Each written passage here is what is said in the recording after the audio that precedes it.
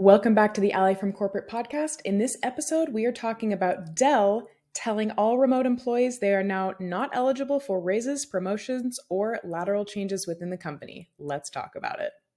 What's up, party people? I'm your host, Ally, and this is the Ally from Corporate podcast. Y'all know my husband, Rico. Say hi, Rico. It's been a while since I've been on. We had all these amazing guests, and I've edited all of them, and they are amazing and a lot more competent in the career space than I am. But I love having you on the podcast because you are like a soundboard that I can bounce ideas off of. You have great inputs, great ideas. You're more of like a visionary. I'm more of an executor. We're a good team. I think we have great conversations. But you know what we're talking about today? Tell me. So, we got an interesting question from a follower. And by the way, if anybody's listening to this and you have a career question, if you have a job search question, if you have a toxic boss question, send me a message on literally any platform. Instagram would be best. But a follower messaged me something pretty interesting, which is going to be the topic of today's conversation, which is the crap they're trying to pull at Dell. Have you heard about this with the remote threat they're giving their employees? That they won't get a promotion. Read Yes. something, but I'm not 100% sure So what that entails. So Dell just announced, the company Dell, that makes all the computers and stuff, they just announced that any remote employees are now not eligible for raises, promotions, or internal transfers within the company. That's Basically, crazy. it's a dead end That's for crazy. you. That's No, crazy, right? I can see. I think it's crazy from the company to do that because performance should not be based on location, right? You can still be high performing doing stuff even though you're at home because you're not, as they say, the office chit chatter, the in the hallway walks can also be distracting because they're like, you got to come to the office and, bounce ideas off of. But if you're really needed work, those conversations in the hallway aren't going to do you any good because you should be working. But So what go ahead. Sorry to interrupt. Keep going. on the other hand, it's really difficult when you try to have these conversations and you can't because you need to schedule meetings. Yeah, and that's just one aspect of remote work. There's also the side of companies needs to pay for, corporate buildings, pay rent. Um, so do you know what the Dell CEO said in 2022 about remote work? I want to read you this quote. So, Michael Dell said, if you are counting on forced hours spent in a traditional office to create collaboration and provide a feeling of belonging within your organization, you're doing it wrong. At Uh-oh. Dell, we found no meaningful differences for team members working remotely or office based, even before the pandemic forced everyone home. So, even he's saying that remote work doesn't have anything to do with productivity. You want to know what I think? So I've been thinking a lot about this, and I love remote work for me, but I think if we had a child with no childcare, it would be way more tough. Or if you and I lived with our parents, it would be really tough. Or if we lived in a house that we did not like, it would be very tough. So there's a lot of different reasons why remote work might not work for everybody, but it works for me. I hope it works for you, Rico. But these people at Dell, if you really want a remote job, what Dell is telling you is that's going to be a dead end for you. You do not have a future at Dell. Sure, you could stay in that role for ever and ever, but if I had to guess, they are probably going to try and eliminate those positions in the future or make them obsolete or, eliminate that part of the workforce. Because if you can get everybody in a category who's working remote, who's already being told they have no dead end, the people who are staying there, how ambitious of professionals do you think those people are going to be? You know, thinking about it is it can go both ways. It could go ways where people just don't want to climb the corporate ladder in general. Yep. I'm seeing that people don't want to climb the corporate ladder, so that wouldn't really matter. I think there's generally a trend of, hey, I'm pretty good where I'm at. Most remote jobs are non, how do I phrase this? Are non career they're like non-career launchers. Like if you truly want to succeed in your career, I 100% believe you need to be in the office because you need to network in person, you need to show up, you need to perform, you need to be lending a hand, and you need to go above and beyond to gain new skills, network, and move up. And if you want to do that for 2 years and then go to a new company, you don't necessarily need to do that. But when you want to do it in your organization, you need to, show up and perform and do all that. Yeah, you bring up an interesting point. I think people who want to work remote, at least all the people who have told me they want a remote job, it's because they want to focus or prioritize on something else in their life besides their career. I have never really met an ambitious career professional who's like, I just want a remote job. Usually, ambitious professionals want to be in the office, they want to be networking. Showing is more powerful than telling. So, when you are in the office, not just on a Zoom call, you're in Yeah. 3D, not 2D. I think it matters for your career. And Dell is basically putting the nail in a coffin saying that it's a career ender at Dell if you want to work remote. Um, what do you think about the people who want to work remote for Dell at a high US salary when Dell could just hire people at half the price in a different country, remote? Then you got to really show your value. Yeah. Yeah. Um, I I mean, wonder if if you're doing data entry work, your job might go. If you're going to yeah, AI if could you, do that. yeah, if you're going to do some feature at Dell, that's can be, obsolete with automation. But there's new jobs now just because of AI, so it's going to be interesting. We're living in super interesting times. And yeah, I mean, hard to say what's going to come of it, but I think there's going to be a fine line. I think hybrid work is kind of the way to go. Yeah, Um, Going to I the agree office because once or twice. I don't think people need to be in the office every day. Yeah, Like it's nice to have a day where you can like do a doctor's appointment in the middle of the day if you need to, or like, hey, like I need to pick up my kid. I need to be on the phone in the car for this Zoom meeting. Like I get why hybrid is great. Um, I think hybrid is great.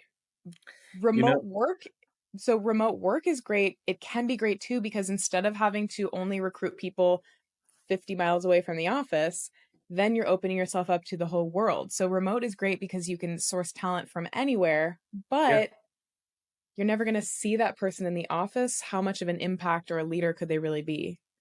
you know, when you look at it like that, that's where you got to be showing your value and you need to know in your skills.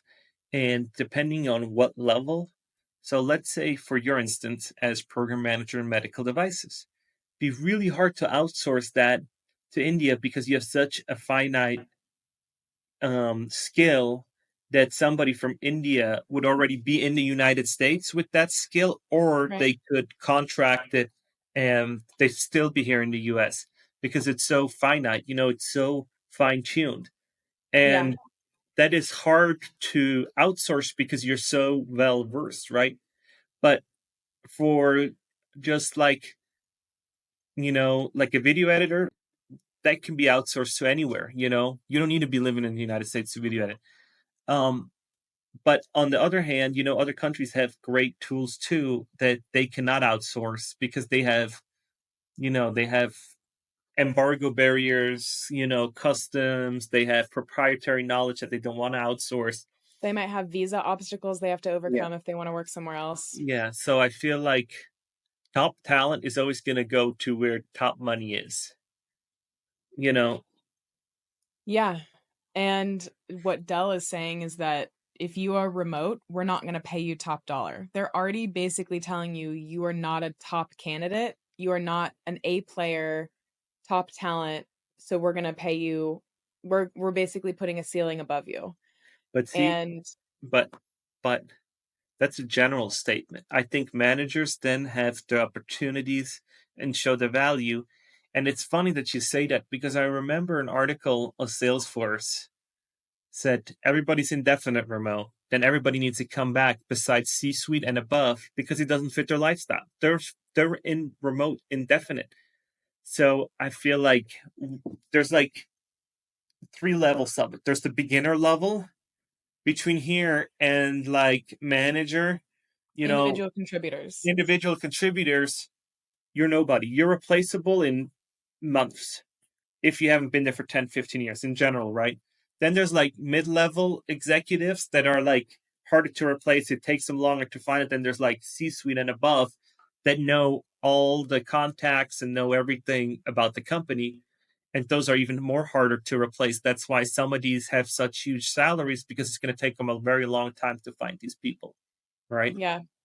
So I would not call people who are individual contributors nobodies, but I think that they have less decision-making power in the organization and they come with a smaller price tag and maybe they have less influence on the culture than a manager or a senior leader would. But remote, I feel like there's levels to the game. I feel like there's levels to the game.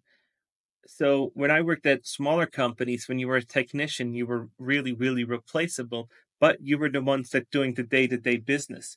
So you were actually the frontline workers doing the job, but you were the ones that were easiest replaceable in the eyes of the executives, right?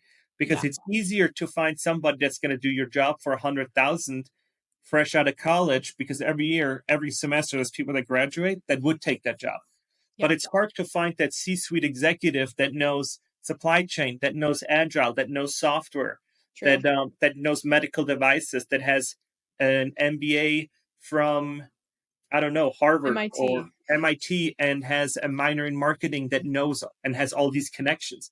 I Right. feel like C-suite executives, most of them are very like precision people that know something really, really well. Yeah, true. I doubt those people are going to be the ones working remote at Dell. No. I actually think they do would work remote from Dell. I think C-suite and I think executives can do um everything remote. I don't think that, No, because then they're all over the globe. They're all over the globe. Dell but is a why would multi-global company. why would somebody who's in a senior leadership position at Dell be fully remote if they were told you can never have a raise or a promotion? I think rules do not apply to director and above. Wrong. Dell said it's all employees. Yeah. Yeah. Just what the CEO of Salesforce said. Oh, it doesn't apply to me or my team or C-suite, something like it. Those people write their own rules. That would Yeah. be absolutely redonkulous if Dell put out an article saying this, except it didn't apply to some people. Oh, I bet you that No. it doesn't. I bet you it doesn't. Okay, if anybody listening or watching this works at Dell, can you please let us know? Does this rule apply to everybody? I think it applies to everybody.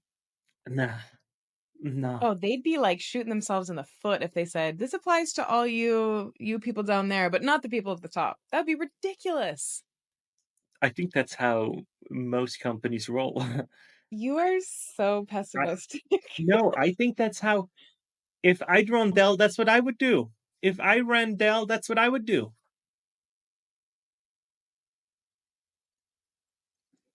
You know, that's what I would do, Oh man.